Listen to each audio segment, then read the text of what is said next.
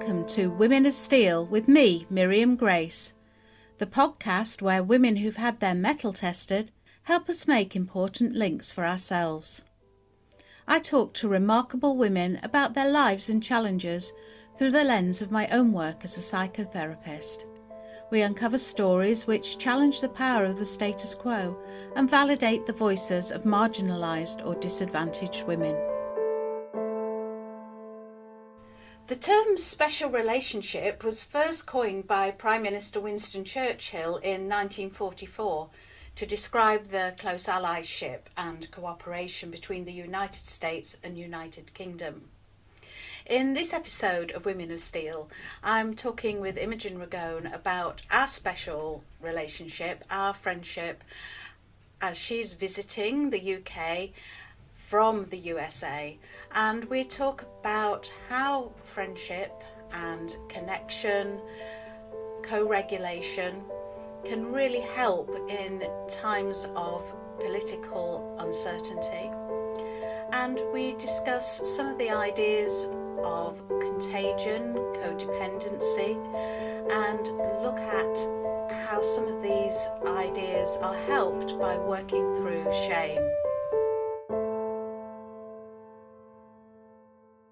Today I'm welcoming back my friend and colleague Imogen Ragone, and Imogen's been staying with me for the last week or so, and over this week we've been talking about our friendship, about the challenging times that we're in and that we've been through in the last decade or so, and our work. And in particular, we've been talking about co-regulation, connection, friendship,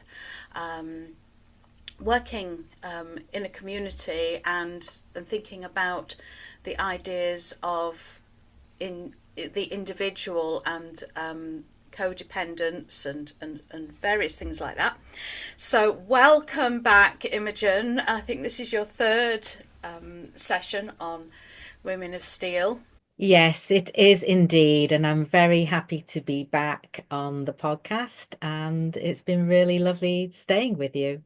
Well, it's been really interesting, hasn't it? Because part of our friendship we've maintained, as transatlantic friendship, and there are a lot of changes and unsettling things going on globally, politically, and of course, we've also recently, in the last decade, we've been through a pandemic, and we've had parental bereavements as well. And although I tease you when you pour your glass of wine before I switch the news on,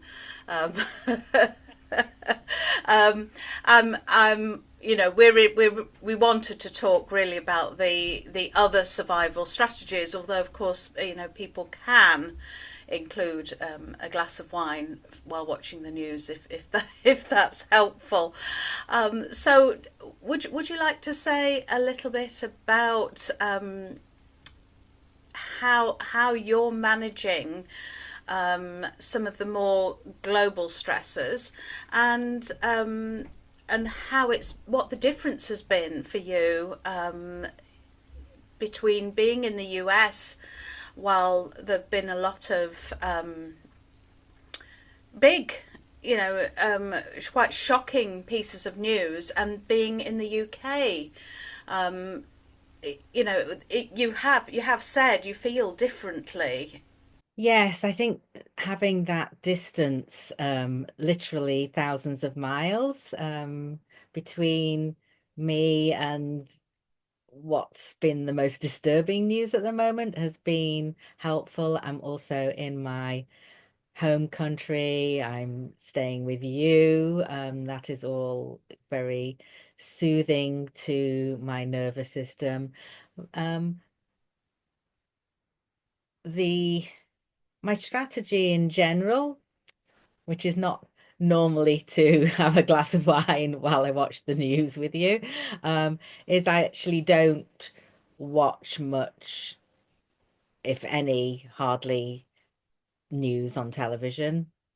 Over the last few months, I've mainly getting news from just looking at a few headlines, making sure I I know the kind of main things that are happening. Um, Maybe reading an article from a source that I trust. Um, in the past, I've listened to the radio more. That's been how I've often got news.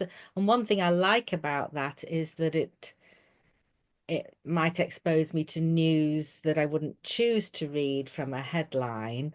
Yes, yes. Well, I'm thinking back to actually, a much further away, and this is when my children were very young. Was thinking back to 9/11, and it was then that I was having that experience of my radio alarm used to go off, and so I'd be in my half sleep, and the news would come on, and I would find that it was extremely dysregulating to start to picture um, you know people dying, or wondering if somebody they loved was still alive, and so on, particularly in my half sleep. So that's when I learned that not to listen to the news at night time when your brain waves are going into that more relaxed state, and not to listen to it before I was fully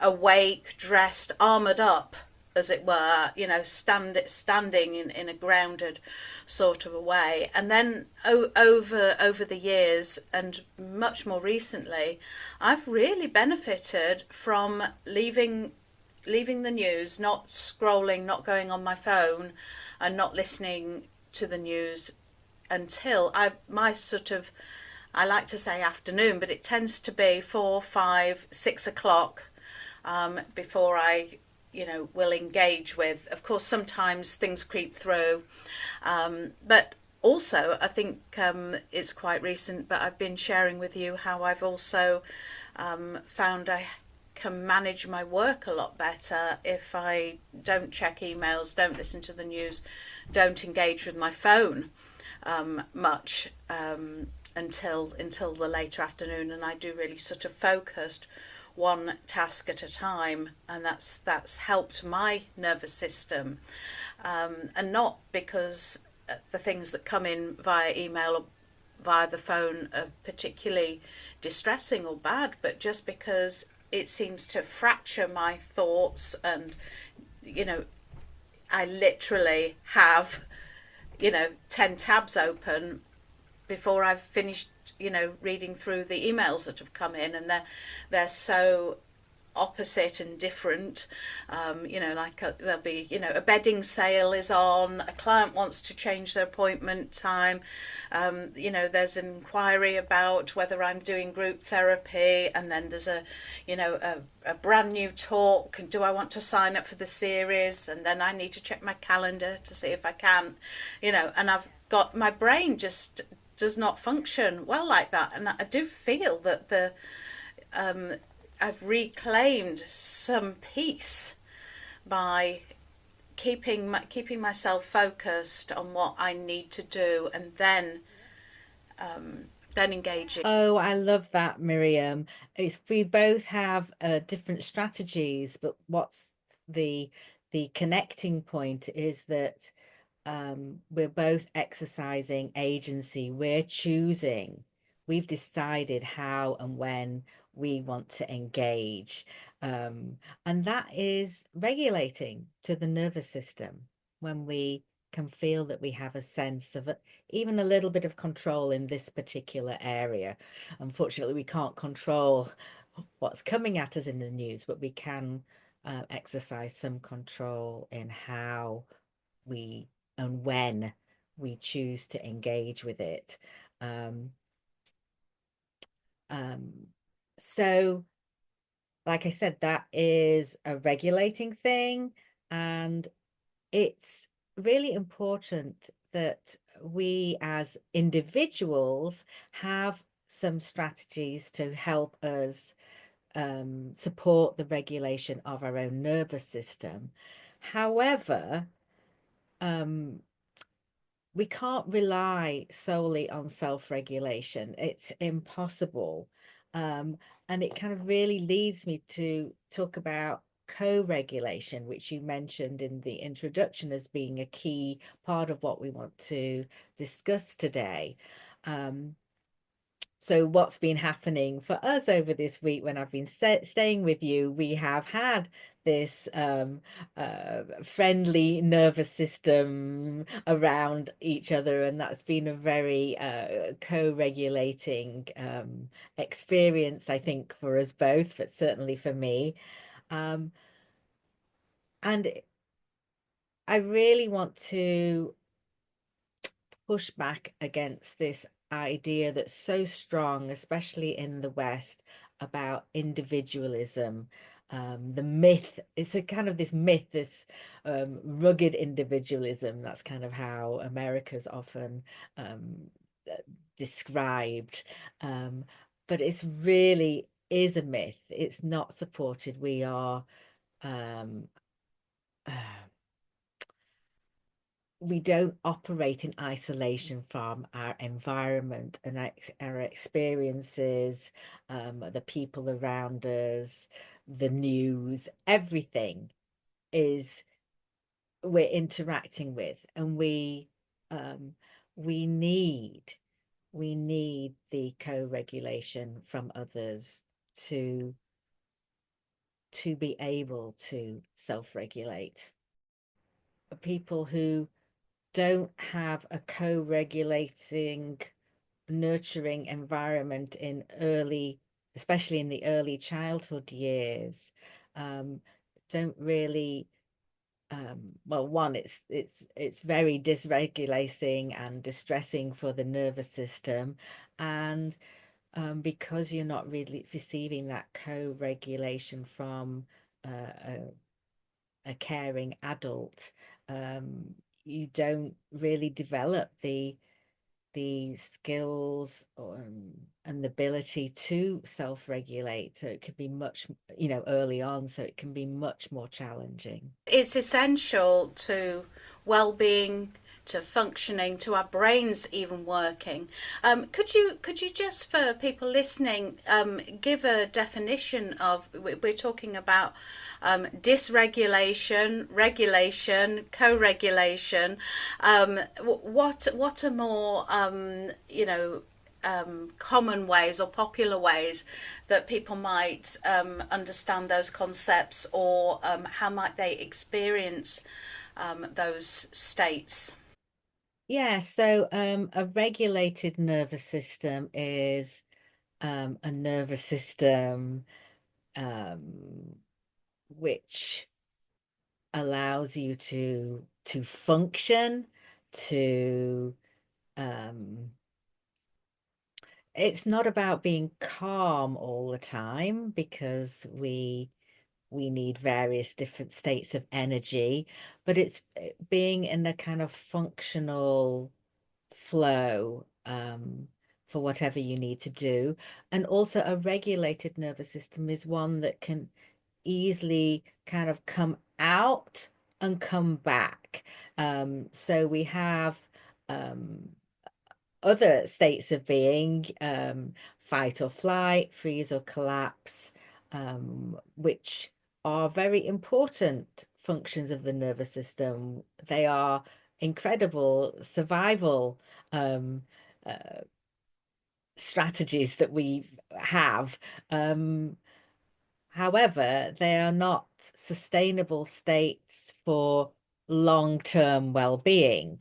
And so we want to be able to use that. Use is probably not the right word, but we want to be able to go into one of those states because we need it for that crises. We need to jump out of the way of the bus and not pause and think about it. We've got to just let the flight response take over. But we want to be able to not then stay in that heightened state. So that is a dysregulated state. We want to be able to flow back into a more um, that more regulated situation. Yeah. And what we really don't want is to get stuck. So I think when people have experienced trauma and chronic stress, that's when we've gotten stuck. We've become stuck in the dysregulation. Yes, and I think, and through isolation, it's really hard to come back. So the thought I'm thinking of is a crying baby, and the baby is distressed. You pick the baby up and you hold the baby and you rock the baby and you talk to the baby and you pat the baby, and within a few minutes their breathing slows and settles because your breathing is slow and settled, and so on. And this regulates them because you're okay and you're holding them, and you would notice that in their physiology, in their breathing, that the crying stops. And we know that as adults we synchronize breathing and heart rates and so on, and it's not just at the core of my work, but I might with a client just say, let's just breathe together, or let's breathe in and just sigh it out, sigh out. But we've also been enjoying a lot of memories of singing together, haven't we?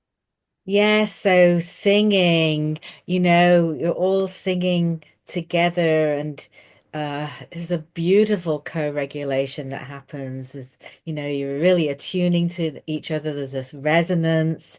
You're syncing up with the rhythm. You're all breathing together is really that's a really wonderful example of a very wonderful for many people thing that you can do to get that co-regulation and attunement and resonance from others. But I think it might be useful if I just read out the definition of co-regulation that we use in this course that I run with Shay Seaborn, who is extremely knowledgeable of interpersonal neurobiology.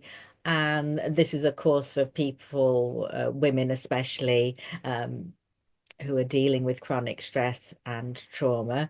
And so co-regulation is very important. So let me just read you this definition.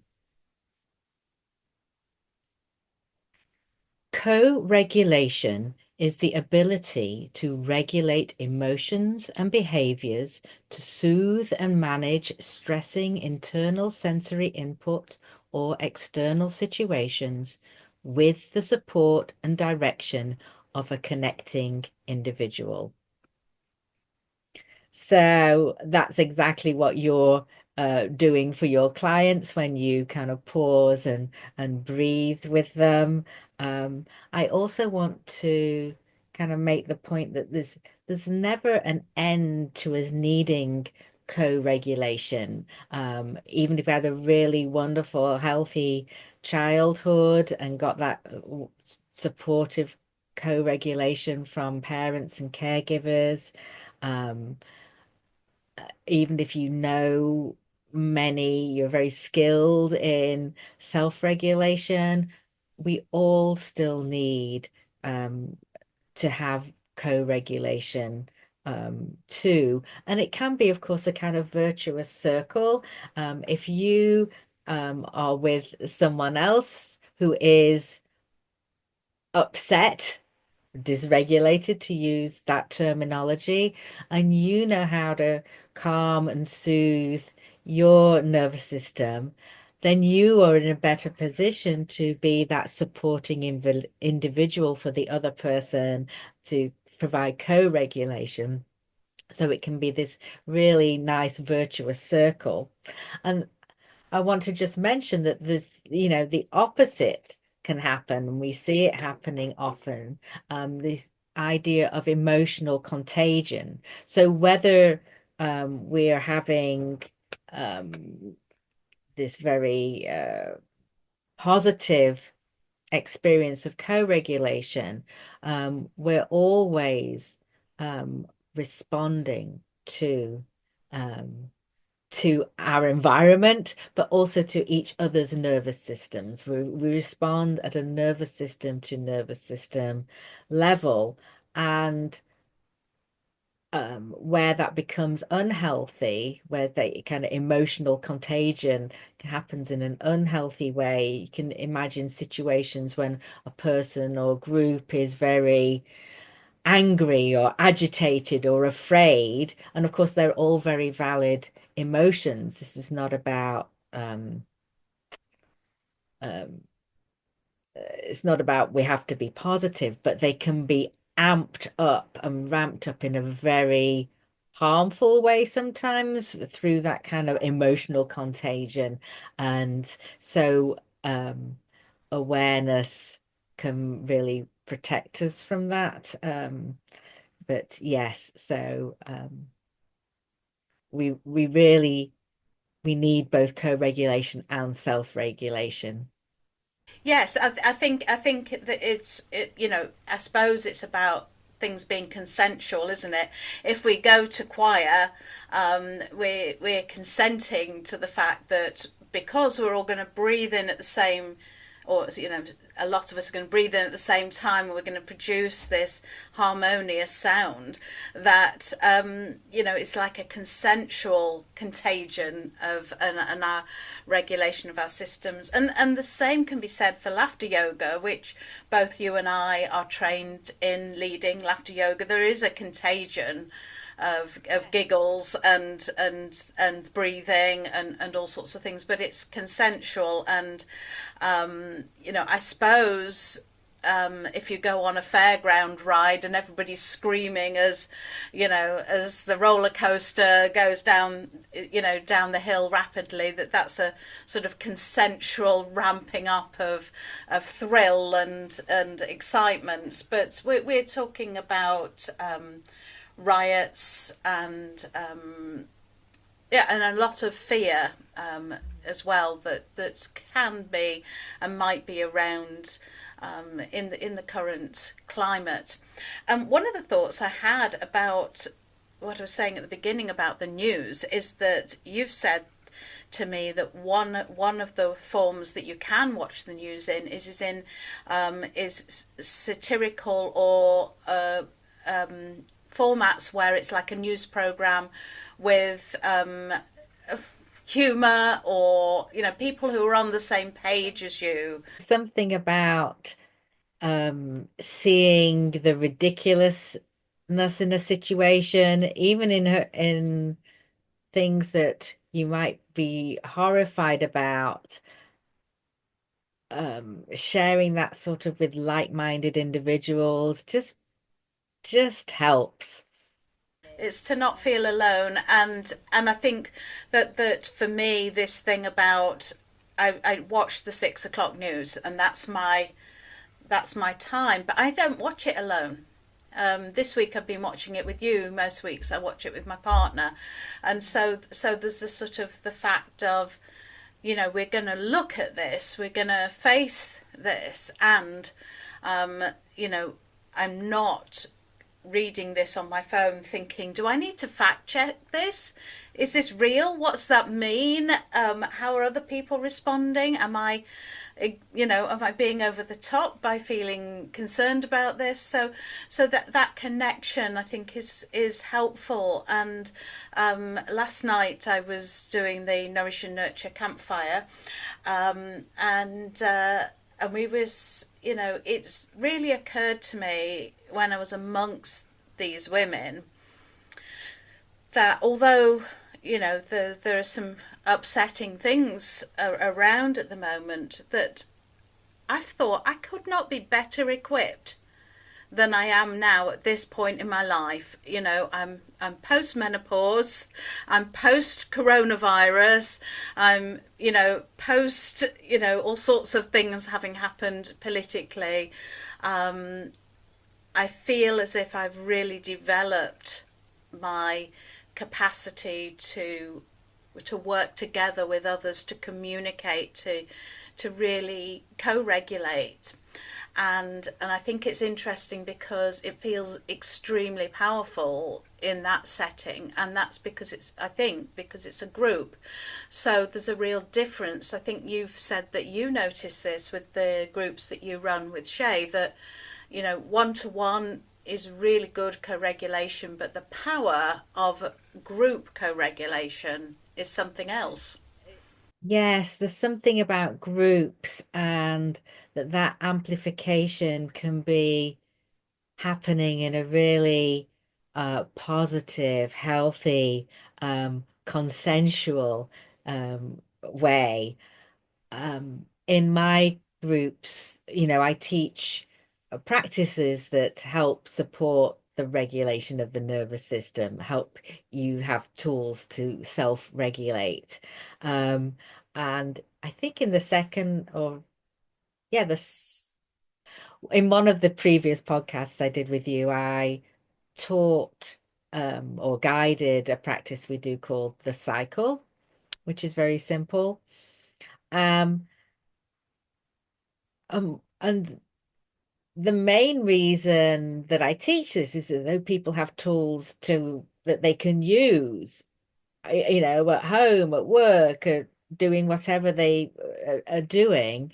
Um, but what we've found as a very important added benefit is that when we're all doing the practice together, um, there's a really healthy and helpful amplification that happens.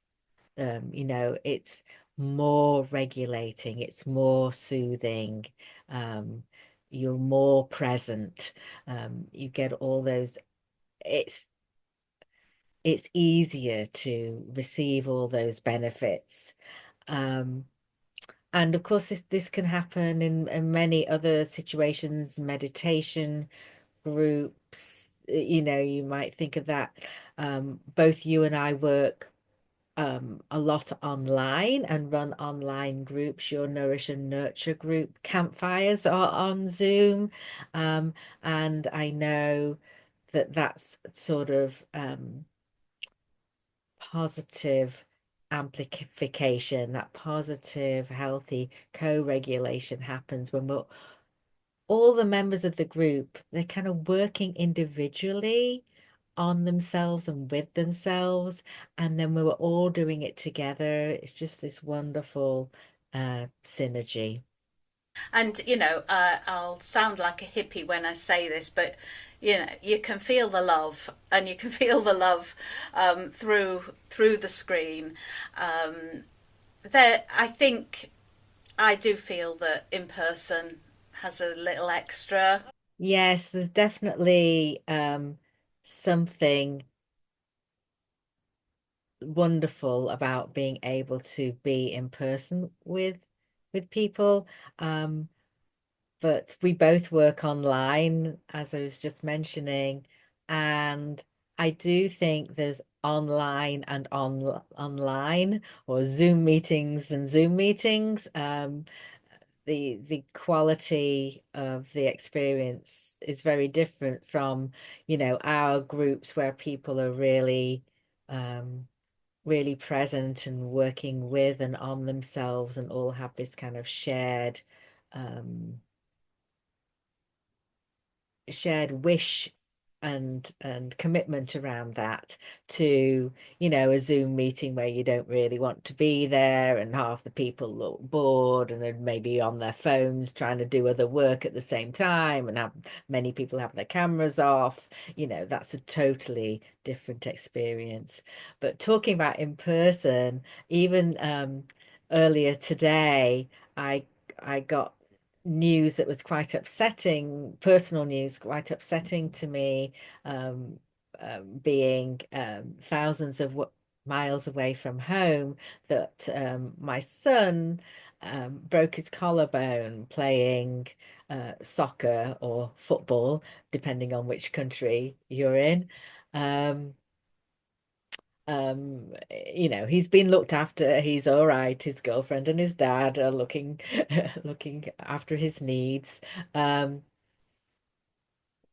but I was quite anxious, especially when I didn't really know exactly what was happening, and felt very upset. And that kind of tug that a mother has, even for their 29-year-old, is really strong. And I was able to get a hug from you, and while I would have been okay without it, there's just, that we could be in person and you could give me even a hug. There's that co-regulating touch from another person, that caring, soothing, is just lovely. Absolutely. And I was going to mention that as an example because something I like to talk about after the break is the the shaming that comes in from needing others. And, in order for you to say, I'm feeling not I'm feeling all out of sorts. I'm not feeling right about this. Please, can I have a hug? You had to sort of almost undo some of the conditioning that we've grown up with around needing to be independent and so on, and to not show our need of others. And that's partly why you and I came on here, because it was something of Shay's. I've got to get Shay on the show so that I can talk to her about this in person, but she will be referred to in the show notes because of the course that you and she run on nervous system regulation. But it was a quote from her. I'm just bringing this up now, so if you can see me peering like a woman who's nearly 60, that's because I'm peering like a woman who's nearly 60. And she said, codependence is a pathologizing term for a common survival adaptation, and goes on to say that the term codependency is often used in ways that reinforce shame and individual blame rather than acknowledging the broader relational and societal forces at play. And it frames deeply learned patterns of seeking connection as something dysfunctional rather than an understandable response to early experiences. But I think it's also an understandable response to today's experiences as well. So I'd like to talk a little bit about, not after the break, about not just how we're going to regulate our nervous systems ourselves, how we're going to regulate them amongst others, but also how we can undo and unlearn some of the shame, or maybe we have to feel the shame and do it anyway, but how we can get through that shame barrier in terms of, we do need others. And that's sort of, knowing that is a little bit of our secret on how we will survive. So let's go to a break now, Imogen, and when we come back, perhaps we'll have a little bit more on some strategies and some ideas for our listeners. Are you coming out later in life? Are you partnered with someone who is? The Women with Women conference has you covered. Meet like-minded people and hear from authors, therapists and specialists at a beautiful venue in Sheffield. The first Women with Women conference is set for June 2025, and with limited spaces, tickets are available at womenofsteel.co.uk. We'll see you there. This event is not open to men or straight people. So welcome back after the break. I'm here with Imogen Ragone, and we're discussing connection and the importance of friendship and resonating with each other, co-regulation. And we just before the break we were saying that our conditioning might make us feel ashamed of needing others and desiring connection, and prevent us from reaching out for the very thing that we need, particularly today.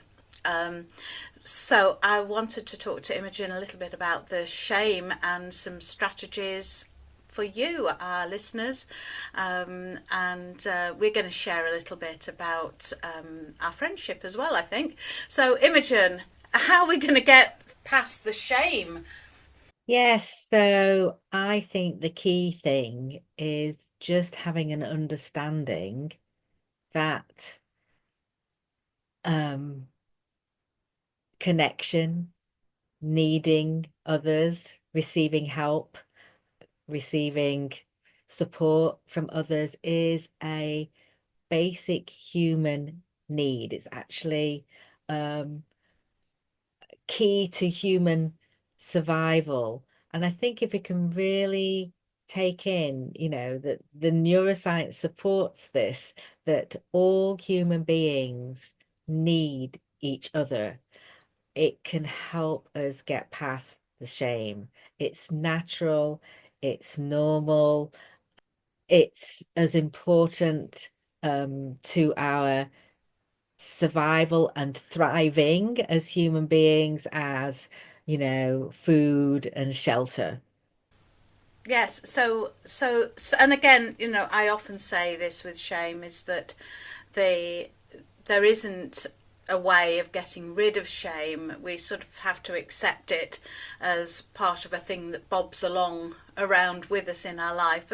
Ideally, we don't give it too much attention, but the best antidote to shame is to express ourselves and to see reflected in somebody else's face their acceptance of us or their love for us, and that helps us hugely, because of course that is how shame originates, is that in some way we see on the other person's face that there's something about what we've just done or said or about us that is unacceptable, and that's where shame originates. So the antidote is the opposite, and of course this is why therapists are in work, because that is what a good therapy session is about, is being received non-judgmentally and warmly and kindly.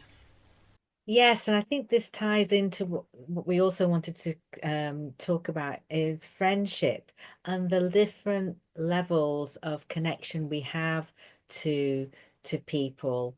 You mentioned isolation earlier, and I don't think that's necessarily needs to be kind of connected to individualism, but it can be this kind of go it alone attitude. Yeah, we all need other people.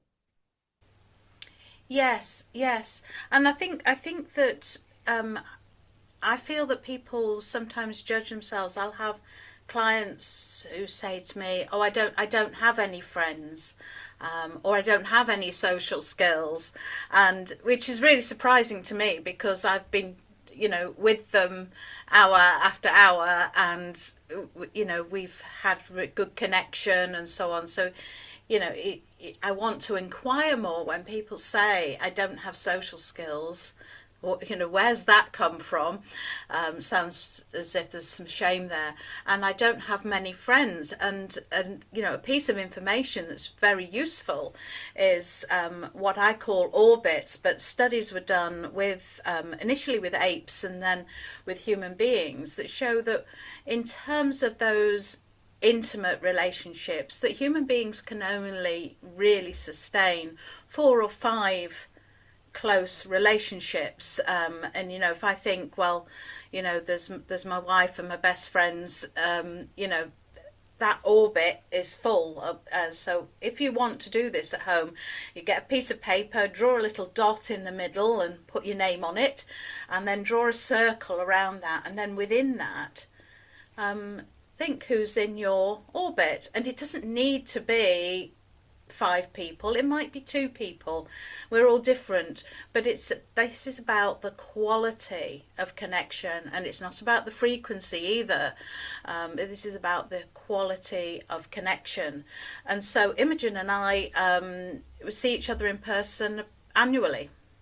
Yeah, annually at best. I think it's been about 18 months this time since we last saw each other. So yeah, it's been a while, but it's quality. But what's the quality that we have that makes us sort of inner orbit friends? Yeah, I think there's quite a few things that contribute to us being in each other's inner orbits. Um, I think one is that we've been friends for such a very long time. I think since we were 5, we've known each other. Um, but of course, there's other people who I know of that length of time who are nowhere near my inner orbit. So there's obviously a lot more to it. I do think there's something about going through our teen years as good friends, that we have that background and those ups and downs, as well as what we've gone through um later as grown-ups in the world. I think that we have similar worldview in many ways, an outlook on life, that we've got work that the kind of the principles and values of which there's so much overlapping, and we get excited about that together. Um, yes, I think as we've got older, and maybe especially these last 10 years, we've supported each other through some very difficult challenges around health and caring for my parents, which the last 2 podcasts were about, pandemic, which all of us have gone through, but there've been various really challenging things. And I think being there for each other um, really deepened our friendship over this time. Um, Also, that we've had a one or two, just a small handful of minor disruptions. They're not falling out. It wasn't anything as far as that, but little things that we were able to talk about and repair. So who knows if it got left unsaid, if that could have started undermining the basis of our relationship. But because we have been able to talk about it and repair in this way, I think that's another way that our friendship has really deepened. And I feel like we're even more inside each other's inner orbits than we were before, if that's possible. For me, maybe it's because we were friends before we were really out in the world, so that we love each other as we are, as our sort of essence. And so our success and failure in terms of work or career or relationships, or it's so wonderful and amazing to me that I have close friends like you who have seen me go through divorce, through coming out, through bereavement, through parenting, through dropping out of university, all of those things, and that it's had no bearing whatsoever on the quality of the relationship. So this being able to be authentic, being able to really, fuck up, is so precious to me. And and of course that was something that I had as right into my wedding vows when my wife and I got married, was that you and 2 other of my inner orbit friends sort of declared that you That's what we called you, because nobody owns me, so nobody could give me away. But my women of wit and wisdom declared that they knew me through my ups and downs and knew what I was like, and and supported this union with my partner. So that was really special for me. Yes, our friendship and that I have the freedom to really be myself is so, well, freeing, but oh, it just means the world to me to have that. I feel very, very lucky to have you and one or two other friends in which I really feel so comfortable to be myself, to be exactly as I am.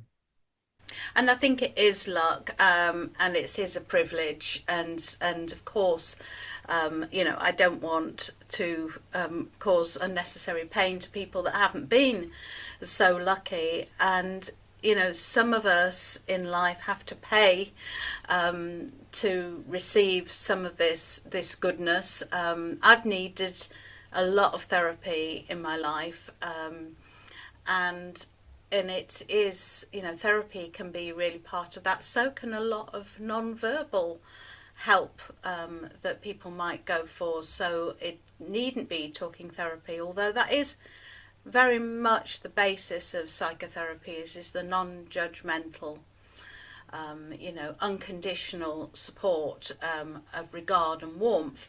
But you'll find that Alexander teachers, for example, might embody that, and other healers and practitioners, and that can go a long way, because the hormone that we're producing, when this co-regulation is happening, oxytocin, is available in so many places.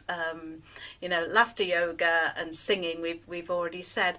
How else is this available to everybody, Imogen? Yes, I think one thing kind of on the spectrum of friends and connections, um, that would be important to mention is having micro moments of connection with people. So if you think that you have your very, very close friends, you have deep conversations, and then there's everything in between, and then there's the person at the till, at the cash register, at the grocery store that you might exchange a few friendly words with.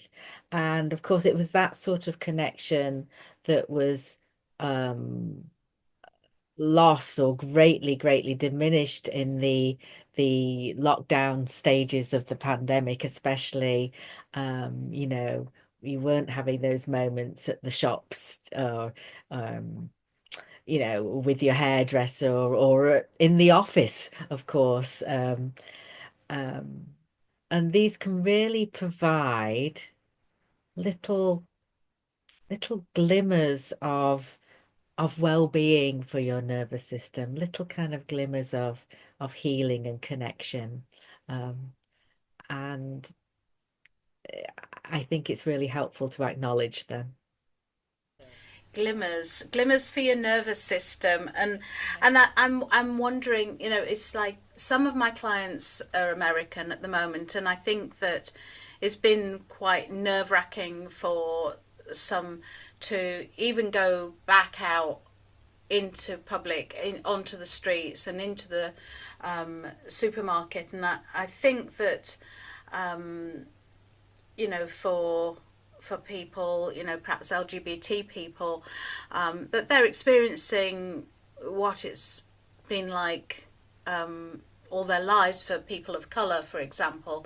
But they don't, there's this fear that now there's perhaps a culture where it would be okay for somebody to shout at them, or they might receive something negative. But one of the worries is how are they going to get their glimmers if they stay at home? So we've said, the Zoom meetings and the being among like-minded people, but it is so important, isn't it? With the checkout person, with the dog walker, at the at the ice cream place. I really really hope that that people can find that confidence to go out again. Yes, I think being finding ways to be part of a community is so important. And of course, there's many different types of community, and there'll be different levels of which individuals within those communities, but uh, really feeling like you have some communities or even one community where you feel at home, that you're with like-minded people, that you feel very safe with. That's what we need, always, and maybe especially right now. Right now, yes, and I think that there's also there's something about the flow, which is retreating and um,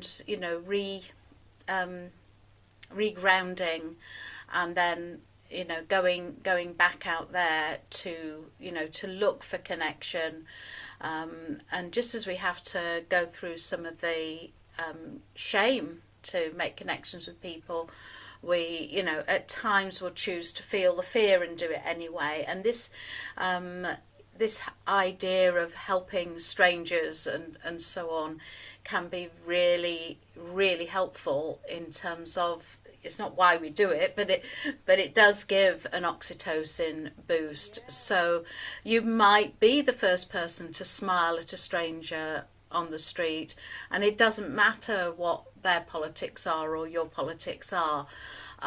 If that's a human warmth oxytocin moment. So I suppose I'm not saying that you should do this. I'm just saying allow for hiding and feeling protective, and then flowing into a little bit more, pushing through the barrier and giving out as well. Yeah, that reminds me of the kind of flowing in and out that I talked about earlier, of how a regulated system can flow in and out of the different states, but come back to this kind of balanced state.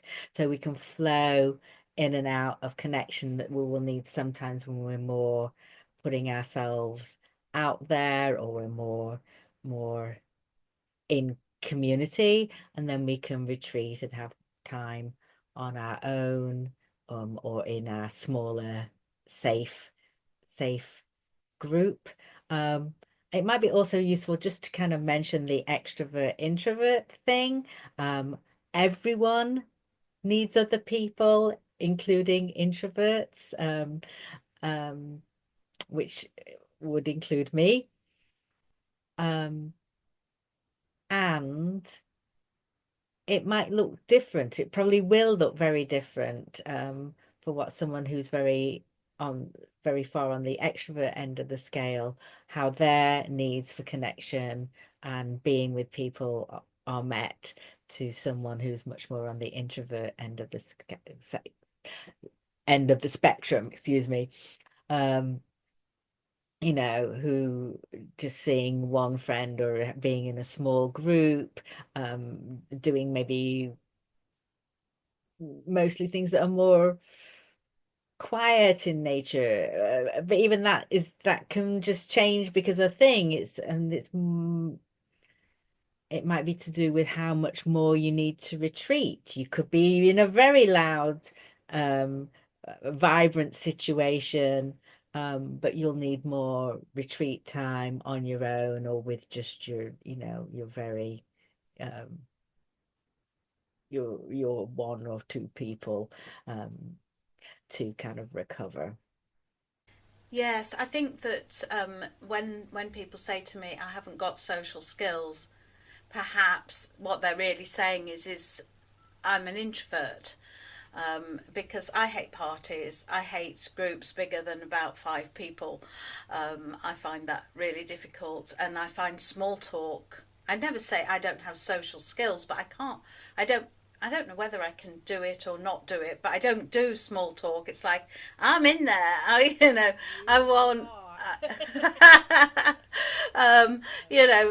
yes. And so it's maybe we're just all differently skilled, but we can make connection in this authentic way and allow that, we're all a bit different, and rather than measuring, what are good skills and what are not good approaches, just see and experience this as a call for connection. I'm trying to connect with you, and yeah, not putting yourselves down.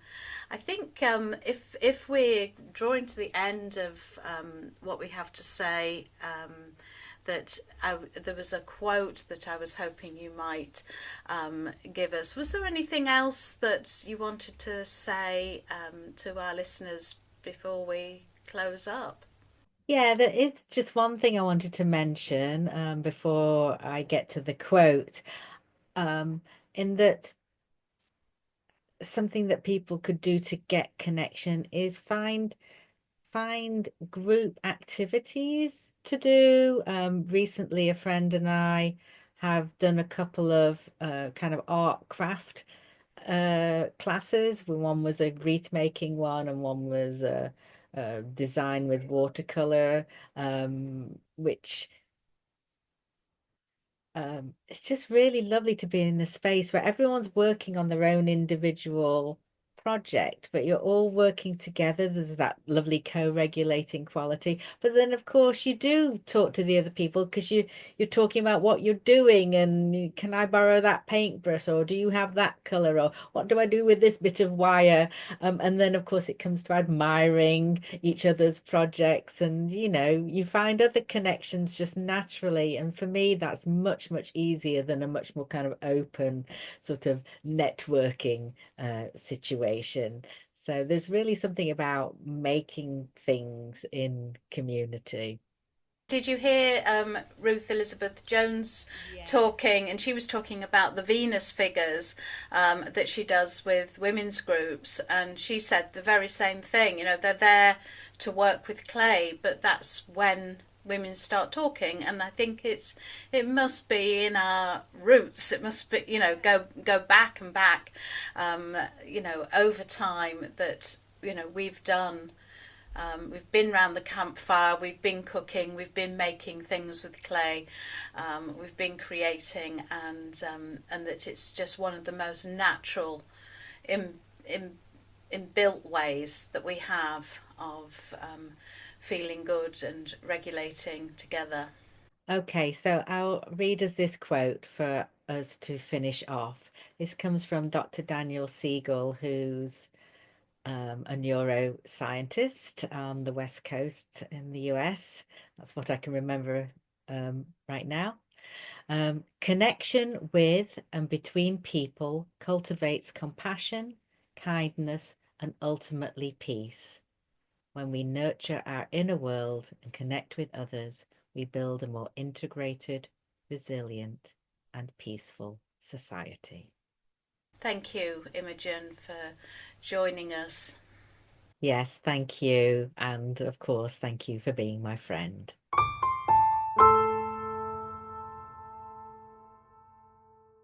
I'm so grateful for my long friendship with Imogen, and I know this is quite a rare and lucky experience. So I want to invite you to value the good connections that you have, especially today and over the next week. See if that has an effect on your mood, to savour those exchanges with strangers or people who are in some of your outer orbits. And if you don't have a connection with a close friend today, use your memory of those good connections or send them a text. Connection should not be avoided for fear of dependency. We can only truly flourish as individuals when the baseline of security is given.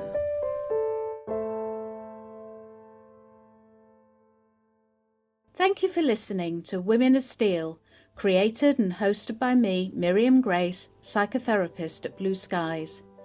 If you'd like to know more about my work as a therapist and writer, you can follow me on social media. Please take a look at the show notes for information and contact details.